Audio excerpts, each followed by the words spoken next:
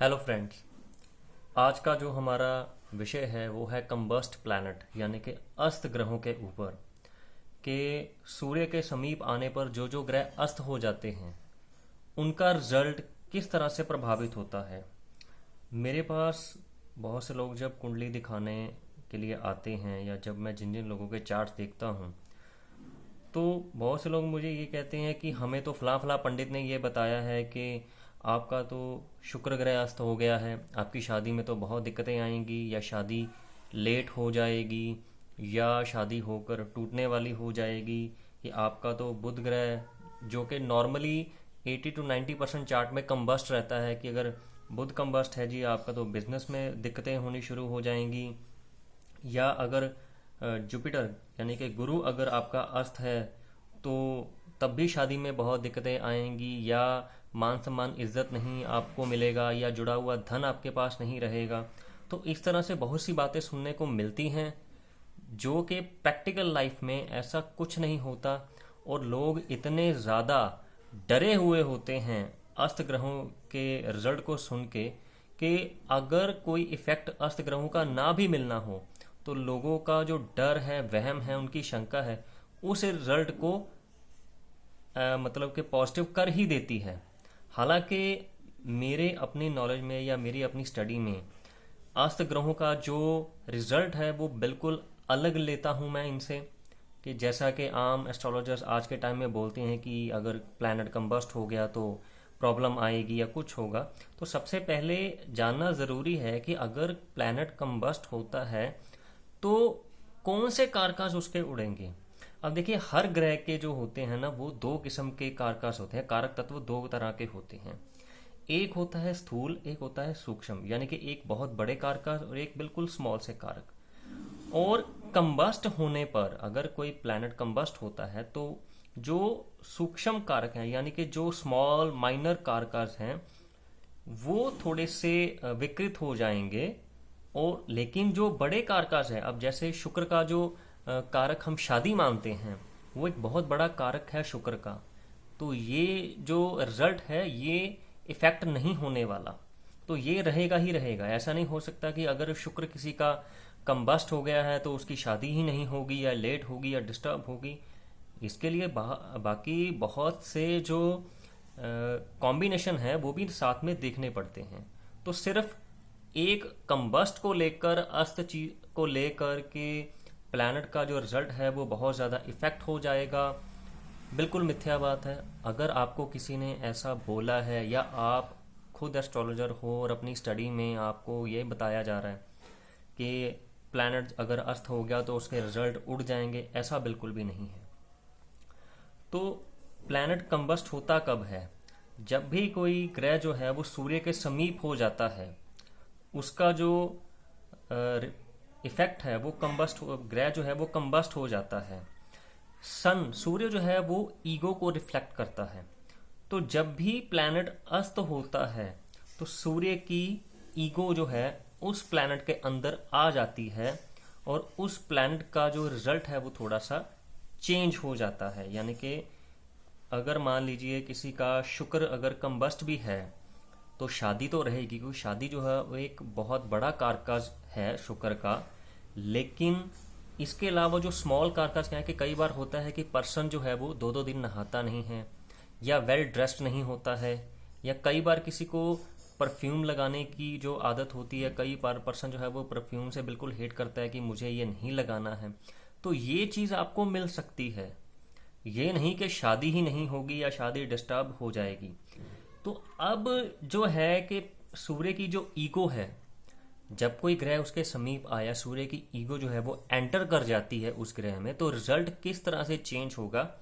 आज हम जितने भी ग्रह जो हैं जो सूर्य के समीप रहने पे कंबस्ट हो जाते हैं उनका मैं आपको इफेक्ट बताऊंगा किस तरह से होते हैं। सबसे पहले बात करते हैं चंद्रमा की। मेरी अपनी प्रैक्टिस में जब भी मैंने चंद्रमा को कंबस्ट देखा है तो मुझे चंद्रमा के अस्त होने का कोई इतना ज़्यादा इफेक्ट नज़र नहीं आया। इवन कि जब भी सूर्य जो है वो चंद्रमा के समीप रहता है वो दिन जो होता है अमावस का दिन होता है। अगर चंद्रमा और सूर्य का गैप जो है वो 12 डिग्री का हो, 12 डिग्री से कम का हो, क्योंकि 12 डिग्री के बाद चंद्रमा की नई तिथि आ जाती है। अगर सूर्य और चंद्रमा का जो गैप है 12 डिग्री से कम हो, पहली बात तो ये कि वो अमावस की तिथि होती है। तो हालांकि चंद्रमा जो है वो सूर्य से ही रोशनी लेता है, चंद्रमा की खुद की रोशनी नहीं है, वो सूर्य से ही रोशनी लेता है। तो चंद्रमा के ऊपर कंबस्ट का इफेक्ट ज़्यादा मैंने नहीं देखा है। पर्सन की लाइफ में कोई ज़्यादा प्रॉब्लम्स नहीं देखी है, काफ़ी अच्छे रिजल्ट इसके मैंने देखे हैं। अब बात करता हूँ मंगल की। मंगल जब सूर्य का समीप होगा, अस्त हो जाएगा, तो पर्सन को ऐसे लगता है कि मैं किसी को भी पीट सकता हूँ, लड़ाई झगड़े में किसी को भी हरा सकता हूँ, जीत सकता हूँ, या वाद विवाद में मुझसे बेहतर कोई नहीं है। ईगो, सूर्य ने जो अपनी ईगो है वो मंगल के अंदर डाल दी, तो पर्सन को ये ईगो, ये अहम हो जाता है कि मुझसे बेहतर लड़ाई झगड़े में या वाद विवाद में कोई नहीं है। ये आप खुद भी देख सकते हैं कि अगर आपकी कुंडली में कोई ग्रह अस्त है या मंगल अस्त है, या अगर आप एस्ट्रोलॉजी सीख रहे हैं, तो आप ये चीज़ें चेक करिए, आपको ये चीज़ें मिलेंगी, क्योंकि ये चीज़ें मेरे अपने अनुभव की हुई हैं जो मैं आपको बता रहा हूँ। मंगल कंबस्ट होगा, लड़ाई झगड़ा वाद विवाद, कई बार पर्सन जानबूझकर ये चीज़ें करता है कि उसे लगता है कि मैं तो जीत ही जाऊंगा, जबकि ऐसा होता नहीं है। अगर बुध कंबस्ट हो जाए, हालांकि सब यही कहते हैं कि बुध जो है कंबस्ट, उसे अस्त का दोष नहीं लगता, लेकिन फिर भी इसका जो इफेक्ट मैंने देखा है कि पर्सन जो है अपने आप को बहुत बड़ा ज्ञानवान समझने लगता है कि मेरे जितना दिमाग तो शायद ही भगवान को किसी ने दिया है, मेरे पास इतना बड़ा दिमाग है कि मैं हर चीज़, हर काम को कर सकता हूँ। वो, उनको यही वहम रहता है कि बस मेरे पास जो दिमाग है, मैंने जो सोच लिया, मैंने जो कह दिया, ऐसा ही होगा, ऐसा ही होने वाला होगा। तो ये चीज़ मैंने बुध के अंदर देखी है। जितने भी, चाहे ये आपको मैं बहुत से छोटे कारकास हैं वो इसी तरह से ही रिप्रेजेंट होंगे। ये नहीं कि जो प्लैनेट के बहुत बड़े कारकास हैं वो इफेक्ट हो जाएंगे, ऐसा बिल्कुल नहीं होगा। किसी भी तरह के वहम में ना पड़ें कि प्लैनेट के जो मेन कारकास हैं, जो कारक तत्व हैं, वो खत्म हो जाएंगे सिर्फ अस्त होने से, ऐसा नहीं होता। अब बात करता हूँ गुरु ग्रह के बारे में।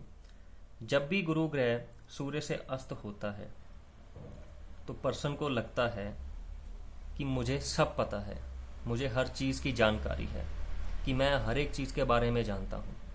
अगर आप उससे पूछेंगे कि हवाई जहाज़ कैसे बनता है, तो बोलेगा हाँ मेरे को पता है। अगर आप ऐसे पर्सन से पूछोगे कि न्यूक्लियर मिसाइल कैसे बनती है, वो तब भी बोलेगा हाँ मेरे को पता है। अगर कोई पर्सन ये पूछे उससे कि आपको पता है कि साइकिल या बाइक कैसे बनती है, बोलेगा हाँ मेरे को पता है। तो ऐसा पर्सन यही बोलेगा हर बात में कि हाँ मुझे पता है, मेरे को हर चीज़ की नॉलेज है। तो ये होता है जब गुरु ग्रह सूर्य से अस्त हो जाए। अब बात करता हूँ शुक्र ग्रह के बारे में, कि अगर शुक्र जो है कंबस्ट हो जाए, अस्त हो जाए सूर्य से, पर्सन जो है वो अपना ज़्यादा पैसा और वक्त जो है वो ऑपोजिट सेक्स की तरफ ज़्यादा खर्च करता है।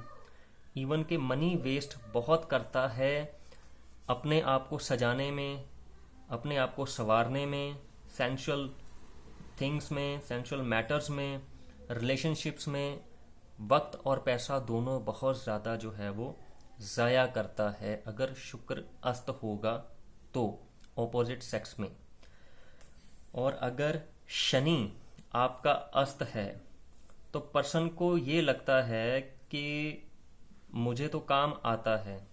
अगर कोई काम किसी ने शनि अस्त वाले को दिया है कि ये काम आपको 10 दिन में करना है, तो ऐसा बंदा बोलेगा कि भाई मैं तो ये काम 2 दिन में भी कर सकता हूँ, मुझे पता है।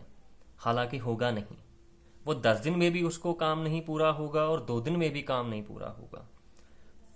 कि शनि जो है वो हार्ड वर्क का कारक है, और पर्सन को लगता है कि हार्ड वर्क, जितना काम मुझे बताया गया है, जितना काम मुझे समझाया गया है, ये बंदा तो बोल रहा है कि आपको जी 1 महीना लगेगा, काम तो सिर्फ 5 दिन का है, वो तो 5 दिन में हो जाएगा, लेकिन नहीं होता। तो काम इनके जो हैं वो अधूरे रहते हैं ज़्यादातर। ये है सूर्य के साथ जितने भी ग्रह होंगे, अगर वो अस्त होते हैं, उनका रिजल्ट। राहु और केतु जो है वो, राहु जो है वो छाया ग्रह माना गया है, केतु है जो बिना जो धड़ का है ग्रह है, इन्हें कभी ये कभी अस्त नहीं होते और हमेशा वक्री चाल चलते हैं। तो बाकी के जो 6 ग्रह हैं वो जब कंबस्ट होंगे तो उनका रिजल्ट क्या होगा, ये आज मैंने आपको बता दिया है। अब किसी भी तरह से आप दुविधा में ना रहें कि अगर कोई ग्रह आपका अस्त हो गया तो वो उसका रिजल्ट ही खत्म हो जाएगा। सो फ्रेंड्स, आज के लिए बस इतना ही। अगले वीडियो में फिर एक टॉपिक लेकर आऊँगा। Till then, good bye.